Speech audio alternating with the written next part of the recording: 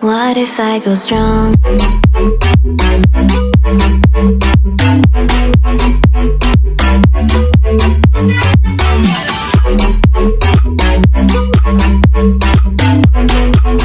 Hey guys, today I did this super smoky holiday glam look for you. Something different than I usually do by doing super dark black all over my mobile lid. So if you guys want to know how I did this look, stay tuned.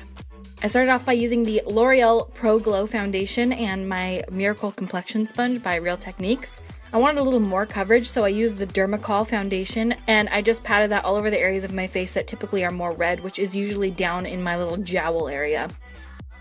Then using the Tarte Shape Tape Concealer in the color Fair, I put it all over underneath my eyes and all over my lids to prime my eyes. I wanted a really bright under eye for this, so that's why I used such a heavy amount. And also set it with the RCMA No Color Powder.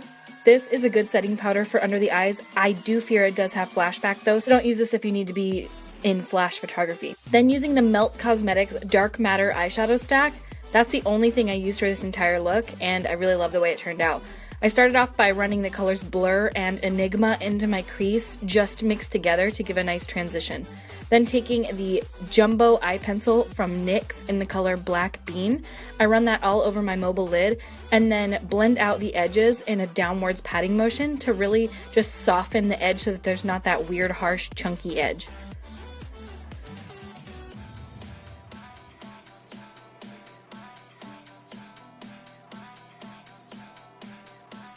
Then taking the black from that stack, which is called Dark Matter, I pat it all over my mobile eyelid with any sort of flat paddle brush that's good for packing on shadow.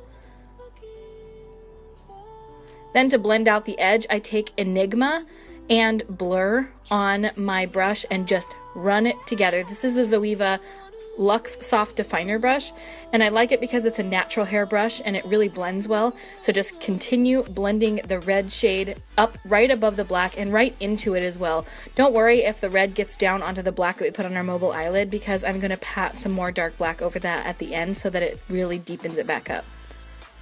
Then switching to a more defined brush, running that red right above the black so that it's nice and dense.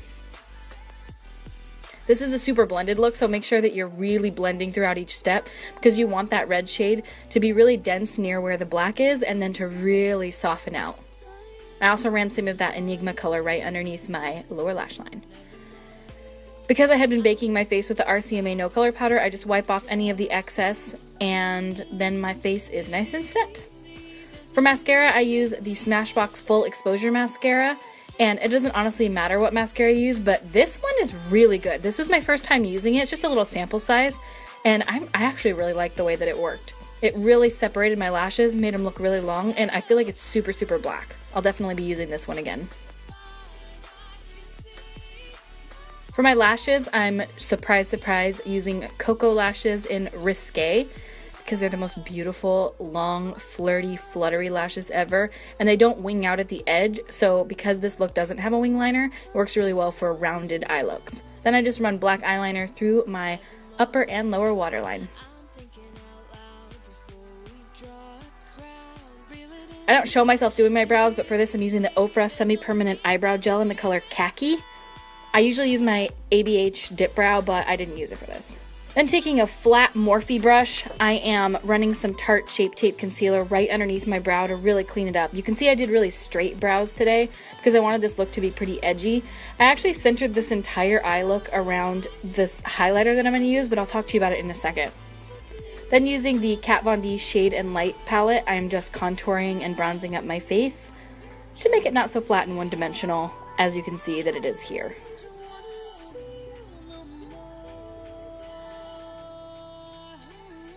So I got these in the mail, which are the Artist Couture and Orpha Zanelli.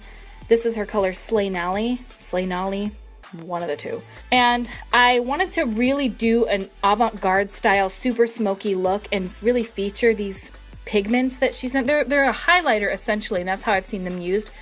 The only thing that I do have to say about them is, yes, they're gorgeous and oh my god, they're like stunning, but as you can see here, as I put it on my cheek as a highlight, it doesn't look so much as a highlight as it does glitter.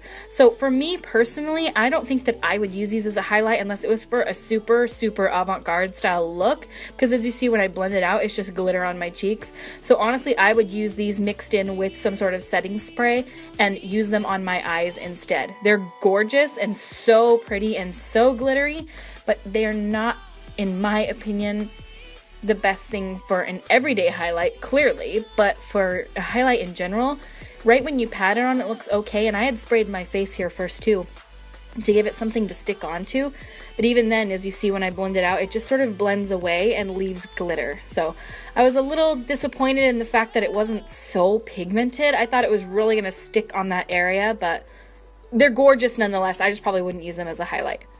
Then using the NYX lip liner in the color Dark Soul, I line my entire lips and fill them in with this same lip liner. When you fill your lips in with lip liner, I find that my lipstick lasts so freaking long. I wore this the other day and for like, I would say 6 hours, it did not budge. It lasted far longer than a liquid lipstick, if you ask me. Then using Revlon Black Cherry, I go over my lips with it, and then taking a lip brush from Smith Cosmetics, I'm just really defining my lip line. I actually am not a huge fan of the way this look turned out when I added the lips. I feel like it's a bit much, but if you just did a nude style lip and didn't add the highlight and inner corner highlight, I feel like this would be a really beautiful matte look. You could do a really pretty nude lipstick with this, or just a nice gloss.